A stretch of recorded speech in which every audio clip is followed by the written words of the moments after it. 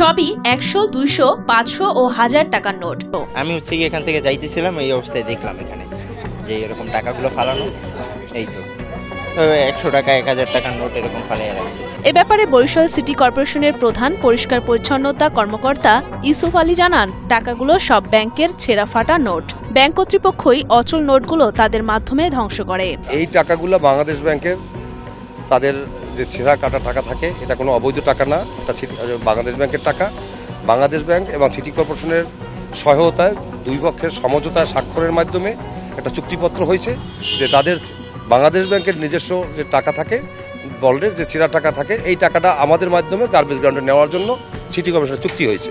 সেই অনুসারে এই টাকাগুলো আমরা নেই এবং আমাদের সিটি কর্পোরেশন একটা ফি জমা দেয়, তার মাধ্যমেই আমাদের এই টাকাগুলো অপসারণ করা গার্বেজ গ্রাউন্ডে নেওয়া হয়। এটা কোনো অবৈধও না এবং এটা কোনো ইসের টাকাও না, এটা বাংলাদেশ ব্যাংকের টাকা। রাস্তায় হয়তো নেয়ার পথে হয়তো পড়তে পারে, গাড়িতে থেকে হয়তো নেয়ার পথে ঝাঁকানি খায়, উঁচা ঠালায় পড়ে, এই সময় হয়তো পাশ দিয়ে পড়ে গেছে। যেহেতু টুকরা টুকরা টাকা, তো এটা বস্তাবন্দি করে নেওয়া হয়, হয়তো এরকম কিছু হয়েছে, ভবিষ্যতে না হয় সে ব্যাপারে আমরা খেয়াল রাখবো।